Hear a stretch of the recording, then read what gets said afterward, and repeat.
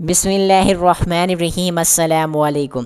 مصر کے شہر منصورہ کے قریب ایک چھوٹے سے گاؤں میں ایک بوڑھا لوہار اپنی اکلوتی بیٹی کے ساتھ زندگی بسر کرتا تھا۔ اس کی بیوی اس وقت وفات پا گئی تھی کہ جب وہ ابھی جوان تھا۔ چنانچہ بیوی کے بچھڑ جانے کے بعد اس نے تنہا ہی اپنی بیٹی کی پرورش کی، ذمہ داری اپنے کندھوں پر اٹھا لی۔ اس دن رات محنت کی بے شمار مشکلات اور آزمائشوں کا سامنا کیا، لیکن کبھی کبھی ہمت نہ ہاری اور اپنی بیٹی کی بہترین تربیت کرتا رہا۔ گاؤں کے بازار میں اس کی ایک چھوٹی سی دکان تھی، جہاں وہ صبح سے شام تک بھٹی کی تپش برداشت کرتا، لوہے کو آگ میں دباتا، اسے مختلف شکلوں میں ڈالتا اور اسے اوزار بناتا اور پھر فروخت کرتا تھا۔ پورا دن سخت محنت کے بعد وہ صرف اور صرف اتنے سکے کما پاتا تھا جن سے بامشکل اس کا اور اس کی بیٹی کا غسل بسر ہو جاتا تھا۔ وقت گزرتا گیا، اس کے جسم کی طاقت کمزور ہونے لگی، ہڈیاں جواب دینے لگیں، مگر اس کے حوصلے میں کوئی کمی نہ آئی۔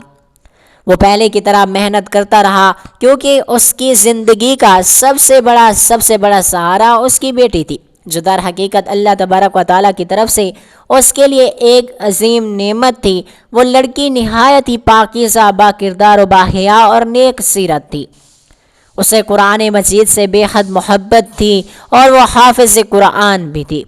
حیرت کی بات تو یہ تھی کہ اس نے نہ کبھی کسی مدرسے میں تعلیم حاصل کی تھی اور نہ کسی عالم کے سامنے بیٹھ کر قرآن مجید پڑھا تھا، بلکہ اپنے والد سے ہی اپنی چھوٹی سی جھوپڑی کے اندر پردے میں رہ کر قرآن مجید سیکھتی رہی اور اللہ پاک کے فضل سے پورا قرآن مجید حفظ کر لیا۔ اس کے کردار اور حیا کا عالم یہ تھا کہ وہ جوانی کی دہلیز پر پہنچ چکی تھی، مگر گاؤں کے کسی نامحرم شخص نے اس کا آج تک چہرہ بھی نہیں دیکھا تھا۔ وہ ہر وقت پردے میں رہتی اور یہی کوشش کرتی کہ ضرورت کے بغیر جھوپڑی سے باہر نہ نکلی، چاہے سخت سردی ہو، جھلسا دینے والی گرمی ہو، بہار کا موسم ہو یا خزاں کے دن ہو۔ وہ بلا صورت گھر سے باہر قدم نہ رکھتی تاکہ کسی نیا محرم کی نگاہ اس پر نہ پڑے۔ اسی وجہ سے پورے گاؤں میں اس کی پاک دامنی حیا اور نیک کردار کے چرچے ہوتے تھے۔ دوسری طرف بوڑھا لوہار دن بدن زیادہ سے زیادہ پریشان رہنے لگا، کیونکہ اسے معلوم تھا کہ اس کی بیٹی اب جوان ہو چکی ہے اور ایک دن اسے رخصت بھی کرنا ہوگا، لیکن وہ یہ سوچ کر غمگین ہو جاتا تھا کہ اس کی غربت شاید اس کی بیٹی کے راستے میں رکاوٹ بن جائے گی، کیونکہ اس گاؤں کا رواج یہی تھا کہ وہ امیر لوگ امیروں میں اور غریب لوگ غریبوں میں رشتے کرتے تھے۔ وہ نہیں چاہتا تھا کہ اس کی بیٹی ساری زندگی وہی تنگی اور محرومی دیکھے جو اس نے دیکھی تھی۔ کئی مرتبہ ایسا ہوتا کہ دن بھر کی محنت کے باوجود اس کی کوئی کمائی نہ ہوتی، اور کبھی ایسا بھی ہوتا کہ پورا ہفتہ اس کے بنائے ہوئے اوزار فروخت ہی نہ ہوتے۔ ایسے دنوں میں وہ اور اس کی بیٹی اپنی بکری کے دودھ کا صرف اور صرف ایک پیالہ آپس میں آدھا آدھا تقسیم کرتے، اللہ پاک کا شکر ادا کرتے اور بھوکے پیٹ سو جاتے، لیکن کبھی کسی پڑوسی کے سامنے ہاتھ تک نہ پھیلاتے۔ بوڑھے لوہار نے اپنی پوری زندگی میں کسی سے 1 روپیہ تک قرض نہیں مانگا تھا۔ وقت اسی طرح گزرتا رہا۔ ایک دن وہ حسب معمول بازار میں اپنی دکان پر کام کر رہا تھا کہ اچانک ایک اجنبی شخص اس کے پاس آیا اور بولا کہ حضور، مجھے 10 تلواریں درکار ہیں، اور وہ بھی نہایت ہی عالی اور شاندار۔ یہ سن کر بوڑھے لوہار نے جواب دیا کہ بیٹا، میں اس تلوار کے 10 سکے لیتا ہوں۔ اس شخص نے فوراً کہا، آپ فکر نہ کریں، میں ابھی پوری رقم ادا کر دیتا ہوں، آپ بعد میں تلواریں تیار کر دیجیے گا، لیکن ایک شرط ہے کہ مجھے یہ تمام تلواریں آج ہی چاہیے۔ ظہر کی نماز کا وقت ہونے والا تھا اور بوڑھا اچھی طرح جانتا تھا کہ اس کے پاس تیار تلواریں بہت کم ہیں، اور اگر وہ نئی تلواریں بنانے بیٹھ گیا تو کام مکمل ہوتے ہوتے رات کا اندھیرا چھا جائے گا۔ بوڑھے لوہار کی دکان اور اس کے گھر کے درمیان کافی فاصلہ تھا۔ چونکہ اس کے پاس سواری کے نام پر صرف اور صرف ایک بوڑھا گدھا تھا، اس لیے آنے جانے میں اسے کافی وقت لگ جاتا تھا۔ لیکن جب اس نے اپنی ہتھیلی پر وہ سکے رکھے جو اس اجنبی شخص نے تلواروں کے عوض پیشگی ادا کیے تھے، تو اس کے دل میں امید کی ایک نئی کرن جاگ اٹھی۔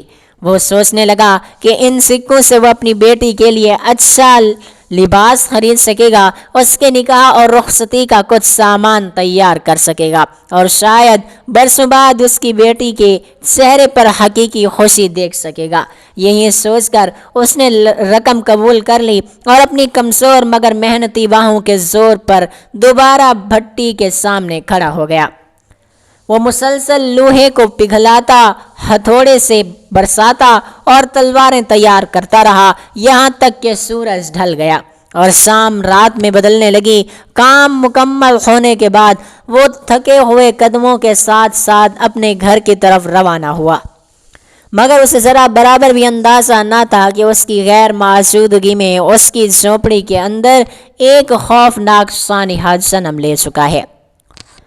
اس نے بازار سے واپس آنے والی ایک خاتون کے ہاتھ اپنی بیٹی کو پیغام بھجوا دیا تھا کہ آج اسے دیر ہو جائے گی اور وہ پریشان نہ ہو۔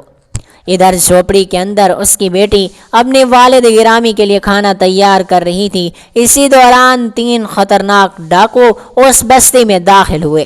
ان کا معمول تھا کہ وہ مختلف بستیوں میں جا کر لوگوں کو لوٹتے تھے اور اندھیرا ہونے سے پہلے فرار ہو جاتے تھے، لیکن اس مرتبہ قسمت نے ان کا ساتھ نہ دیا، کیونکہ اس بستی میں بہت سے طاقتور اور بہادر لوگ بھی آباد تھے۔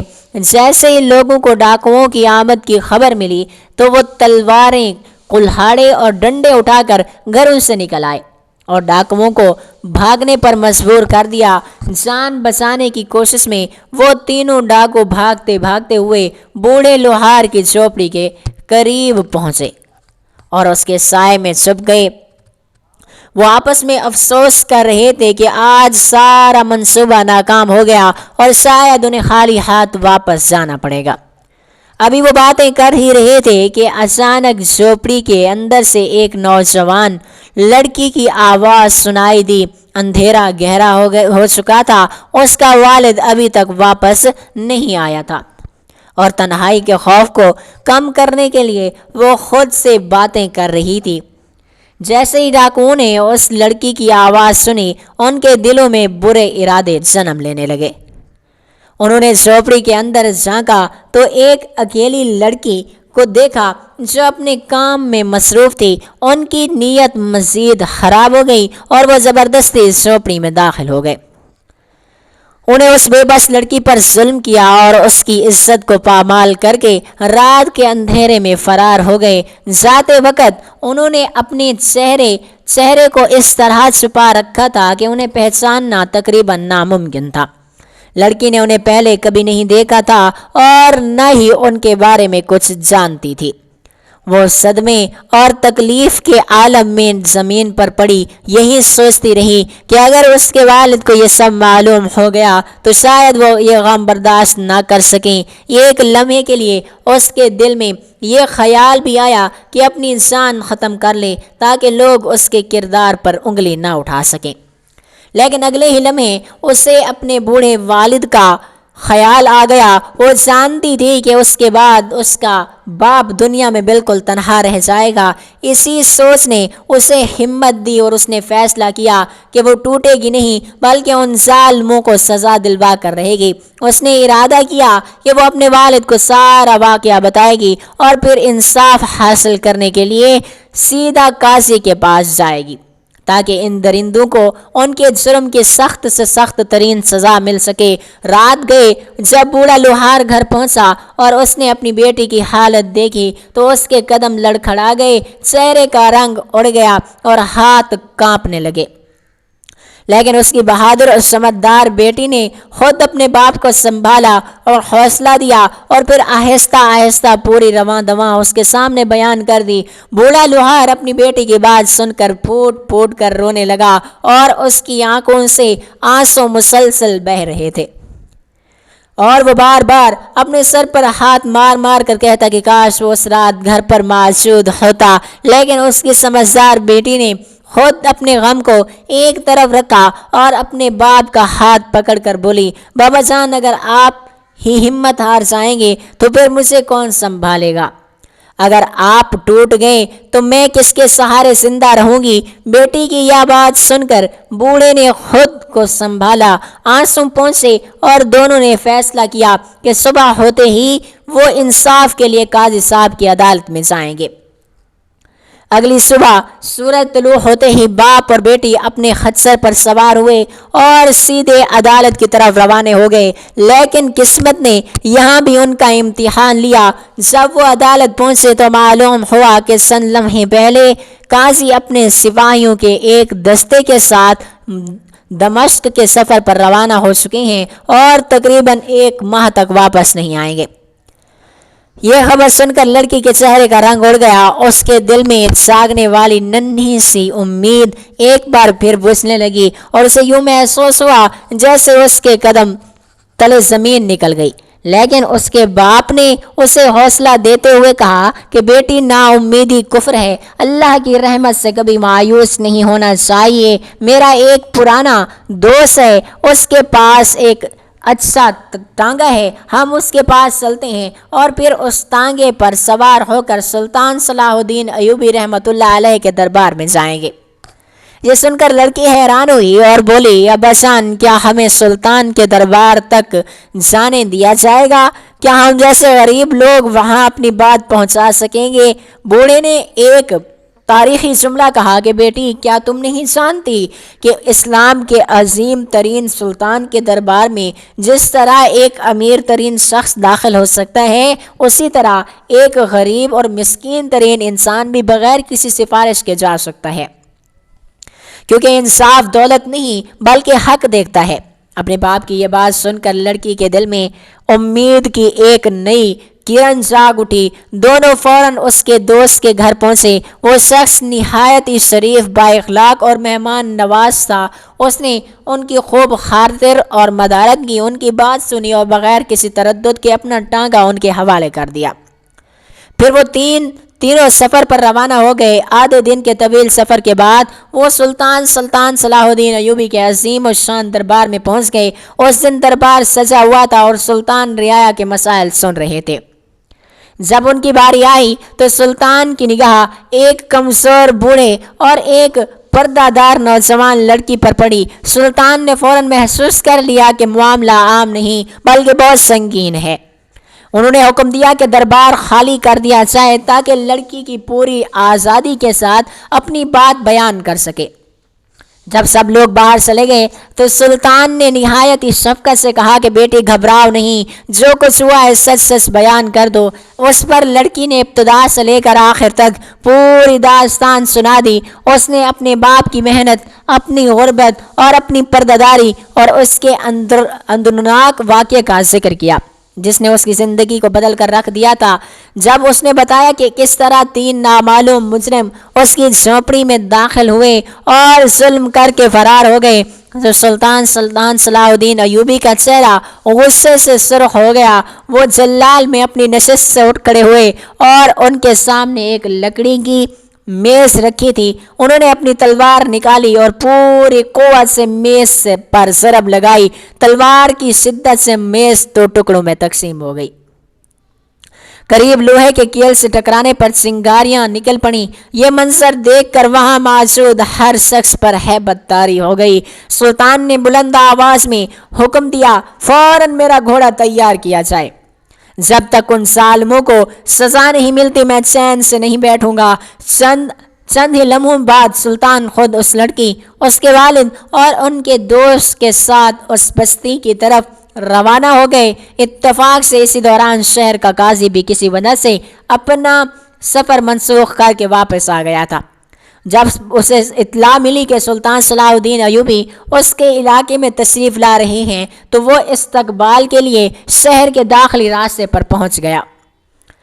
اس نے سلطان پر تب پاک کو استقبال کیا اور انہیں اپنی حویلی میں قیام کی دعوت دی۔ مختصر آرام کے بعد سلطان نے فوراً تفسیر شروع کر دی اور قاضی سے پوچھا گیا کہ تم ان مجرموں کو جانتے ہو؟ لڑکی نے جو نشانیاں بتائی تھیں وہ سن کر قاضی نے جواب دیا کہ حضور، یہ لوگ ہمارے علاقے کے رہنے والے معلوم نہیں ہوتے، غالباً یہ پہلی مرتبہ یہاں پر آئے تھے، اس لیے کسی نے انہیں پہچانا نہیں۔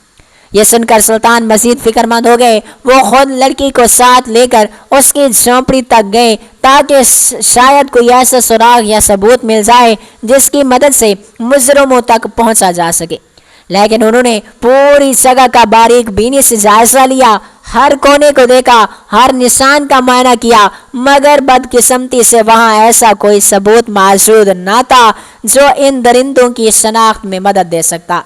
سلطان صلاح الدین ایوبی رحمۃ اللہ علیہ نے لڑکی کی بات غور سے سننے کے بعد اس سے پوچھا، بیٹی کیا تمہیں ان تینوں میں سے کوئی ایک نشانی یاد ہے جس کی مدد سے ہم مجرموں تک پہنچ سکیں؟ لڑکی نے افسردہ لہجے میں جواب دیا کہ حضور، رات بہت اندھیری تھی، ان سب نے اپنے چہرے مکمل طور پر ڈھانپ رکھے تھے اور وہ آپس میں بہت زیادہ تر اشاروں سے بات کر رہے تھے، اس لیے میں ان کی آواز تک اچھی طرح نہ سن سکی۔ یہ سن کر سلطان چند لمحوں کے لیے خاموش ہو گئے۔ وہ جانتے تھے کہ بغیر کسی واضح ثبوت کے مجرموں کو پکڑنا آسان نہیں ہوتا۔ اسی لمحے انہوں نے فیصلہ کر لیا کہ اسی معاملے کو حل کرنے کے لیے روایتی طریقہ نہیں بلکہ ایک غیر معمولی منصوبہ درکار ہے۔ سلطان نے فوراً قاضی کو بلایا اور فرمایا کہ تم اپنے سپاہیوں کے ساتھ جاؤ اور یہ معلوم کرو کہ وہ ڈاکو اس بستی سے ہو کر کس سمت میں گئے تھے اور ان کے قدموں کے نشانات تمہاری رہنمائی کریں گے۔ قاضی حکم ملتے ہی روانہ ہو گیا۔ کافی تلاش اور چھان بین کے بعد اسے معلوم ہوا کہ ڈاکو ایک دوسری بستی کی طرف گئے تھے، لیکن اس بستی کے قریب ایک گھنا اور وسیع جنگل تھا۔ سلطان کو یقین تھا کہ وہ تینوں اس جنگل میں کہیں چھپے ہوئے ہیں، مگر اتنے بڑے جنگل میں انہیں تلاش کرنا گویا سوئی کو گھاس کے ڈھیر میں ڈھونڈنے کے برابر تھا۔ اسی لیے انہوں نے اپنے منصوبے پر عمل کرنے کا فیصلہ کیا۔ سلطان صلاح الدین نے قاضی سے کہا کہ اس بستی میں ایک نہایت شاندار خیمہ نصب کرو، 5 بہترین عربی نسل کے گھوڑے اس کے ساتھ باندھو اور خیمے کے اندر قیمتی سامان رکھو، پھر پورے علاقے میں اعلان کروا دو کہ ایک نہایت دولت مند اور مشہور تاجر یہاں آنے والا ہے جو اکیلا سفر کرتا ہے۔ قاضی یہ حکم سن کر حیران رہ گیا۔ وہ سمجھ نہ سکا کہ سلطان آخر کیا کرنا چاہتے ہیں، لیکن اسے اپنے سلطان کی ذہانت پر پورا بھروسہ تھا۔ چنانچہ اس نے حکم کے مطابق ایک عالی شان خیمہ تیار کروایا، قیمتی سامان رکھوایا، 5 خوبصورت عربی نسل کے گھوڑے بندھوائے اور پوری علاقے میں یہ خبر پھیلا دی کہ ایک بڑا تاجر اس بستی میں قیام کرنے والا ہے۔ بستی کے لوگ بھی خوش ہو گئے اور انہوں نے اس تاجر کے استقبال کی تیاریاں شروع کر دیں۔ ادھر سلطان صلاح الدین ایوبی رحمۃ اللہ علیہ نے ایک معمر تاجر کا بیس اختیار کیا اور خاموشی سے اس خیمے میں جا کر قیام کر لیا۔ جب وہ خیمے میں پہنچے تو قاضی بھی ان کے ساتھ تھا۔ اس نے مسکراتے ہوئے کہا کہ حضور، آپ نے ایسا حلیہ بنایا ہوا ہے کہ بستی کا کوئی بھی شخص آپ کو پہچان نہیں سکتا۔ سب لوگ آپ کو ایک عام تاجر ہی سمجھ رہے ہیں، لیکن مجھے یہ بتائیے کہ آپ کو اتنا یقین کیسے ہے کہ وہ ڈاکو یہاں آئیں گے؟ سلطان نے پر اعتماد لہجے میں جواب دیا کہ مجھے صرف اور صرف شک نہیں بلکہ پورا یقین ہے کہ وہ تینوں ابھی تک اسی جنگل میں موجود ہیں۔ آج رات ان کا نشانہ یہی بستی ہوگی، چونکہ پورے علاقے میں یہ خبر پھیل چکی ہے کہ یہاں ایک امیر تاجر آیا ہوا ہے اور اس کے خیمے میں بے شمار مال و دولت اور 5 قیمتی عربی گھوڑے موجود ہیں۔ اس لیے ان کا کوئی نہ کوئی جاسوس یہ خبر ان تک ضرور پہنچائے گا۔ جب وہ سنیں گے کہ ایک ہی جگہ اتنا مال موجود ہے تو وہ خود چل کر یہاں آئیں گے اور پھر اللہ پاک کے حکم سے وہ اپنے انجام کو پہنچیں گے۔ یہ سن کر قاضی صاحب نے فکر مند ہو کر کہا کہ حضور، اگر ایسا ہوا تو آپ کی جان کو خطرے میں پڑ سکتی ہے۔ میں آپ کو تنہا نہیں چھوڑ سکتا، کم از کم چند سپاہیوں کو تو آپ کی حفاظت کے لیے یہاں رہنے کی اجازت دے دی جائے۔ سلطان نے مسکرا کر فرمایا، قاضی صاحب تمہیں میری فکر کرنے کی کوئی ضرورت نہیں، تم میرے سپاہیوں کو لے کر اپنی حویلی واپس لے جاؤ اور میری خیر کا خبر کا انتظار کرو۔ قاضی اگرچہ دل سے راضی نہ تھا لیکن سلطان صلاح الدین ایوبی کے حکم کے آگے سر جھکا کر چلا گیا۔ رات گہری ہونے لگی۔ سلطان صلاح الدین ایوبی رحمۃ اللہ علیہ نے عشاء کی نماز ادا کی اور پھر خیمے کے اندر ہی بیٹھ کر قرآن مجید کی تلاوت کرنا شروع کر دی۔ خیمے میں خاموشی تھی اور باہر رات کے سناٹے نے پورے علاقے کو اپنی لپیٹ میں لے لیا تھا۔ کچھ ہی وقت گزرا تھا کہ اچانک خیمے کے پردے ہلے اور 3 سائے اندر داخل ہوئے۔ وہی 3 ڈاکو تھے جنہیں سلطان تلاش کر رہے تھے۔ اندر آتے ہی ایک نے خوشی سے کہا، آج تو قسمت کھل گئی، ایک ہی جگہ اتنا مال اور اتنے قیمتی گھوڑے مل گئے ہیں۔ دوسرا بولا، لگتا ہے آج کئی مہینوں کی کمائی ایک ہی رات میں ہو جائے گی۔ لیکن خیمے کے ایک کونے میں بیٹھا وہ بوڑھا تاجر بدستور قرآن مجید کی تلاوت میں مشغول رہا، جیسے ان کی موجودگی کا احساس ہی تک نہ ہو۔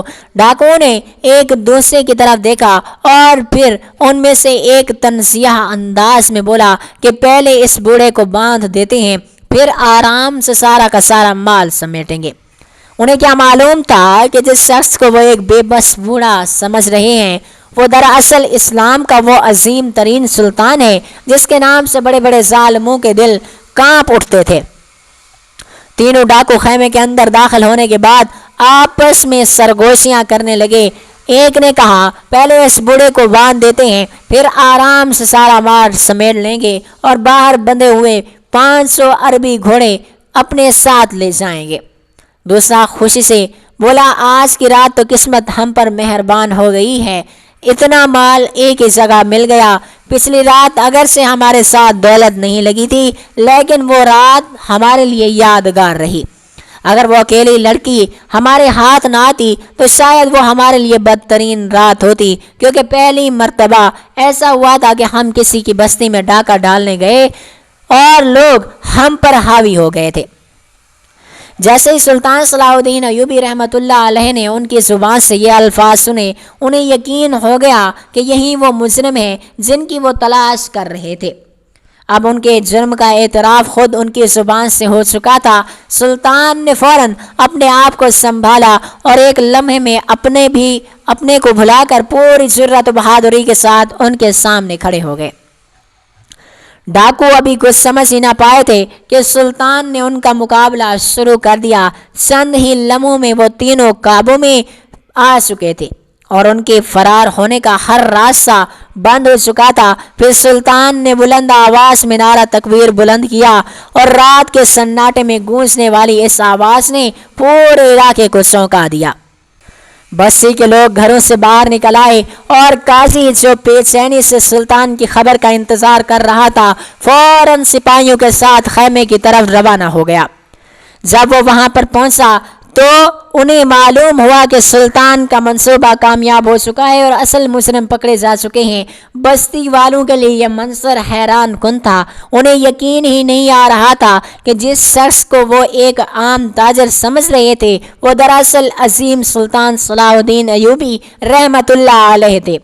یہ خبر پھیلتے ہی پورے علاقے میں خوشی کی لہر دوڑ گئی اور لوگ اللہ پاک کا شکر ادا کرنے لگے کہ وہ ان کے درمیان ایسا حکمران موجود ہے جو اپنی رعایا کے انصاف کے لیے خود میدان میں اتر آتا ہے۔ جب بوڑھے لوہار کی بیٹی کو بتایا گیا کہ مسلم گرفتار ہو چکے ہیں اور اپنے انجام کو پہنچ گئے ہیں تو اس کی آنکھوں سے آنسو بہنے لگے۔ وہ سجدے میں گر گئی اور اللہ تبارک و تعالیٰ کا شکر ادا کرنے لگی کہ آخرکار اسے انصاف مل گیا۔ بوڑھا لوہار بھی رو پڑا لیکن اس بار اس کے آنسو غم کے نہیں بلکہ شکر و راحت کے آنسو تھے۔ اس کے دل سے وہ بوجھ اتر چکا تھا جو کئی دنوں سے اسے اندر ہی اندر سے توڑ رہا تھا۔ اس کے بعد سلطان صلاح الدین ایوبی رحمۃ اللہ علیہ نے حکم دیا کہ ان مجرموں کی سزا کو لوگوں کے لیے عبرت ناک بنا دیا جائے تاکہ آئندہ کوئی ظالم کسی بے گناہ پر ظلم کرنے کی جرت نہ کر دے۔ پورے علاقے میں یہ اعلان کر دیا گیا کہ جو شخص ظلم کرے گا وہ قانون و انصاف سے نہیں بچ سکے گا۔ اس طرح سلطان نے اپنی حکمت و بہادری اور انصاف پسندی سے نہ صرف مظلوم لڑکی کو انصاف دلایا بلکہ پورے علاقے کو یہ پیغام بھی دیا کہ ایک عادل حکمران کی نظر سے کوئی ظالم زیادہ دیر تک نہیں بچ سکتا۔ یہی وجہ تھی کہ سلطان صلاح الدین ایوبی رحمۃ اللہ علیہ کا نام صرف اور صرف ایک فاتحہ کے طور پر نہیں بلکہ ایک ایسے حکمران کے طور پر بھی یاد رکھا گیا جو اپنی رعایا کے درد کو اپنا درد سمجھتا تھا اور انصاف کے لیے ہر خطرہ مول لینے کو تیار رہتا تھا۔ ناظرین اکرام، آپ سے ایک عاجزانہ گزارش ہے کہ ہمارے اس معلوماتی چینل کو سبسکرائب ضرور کر دیں تاکہ ہر نئی آنے والی ویڈیو آپ تک بر وقت پہنچتی رہے۔ اللہ تعالیٰ آپ کا حامی و ناصر ہو، آپ کو ہنستا مسکراتا ہوا رکھے اور سلطان صلاح الدین ایوبی جیسے حکمران ہمارے اوپر مسلط کرے۔ آمین ثم آمین یا رب العالمین۔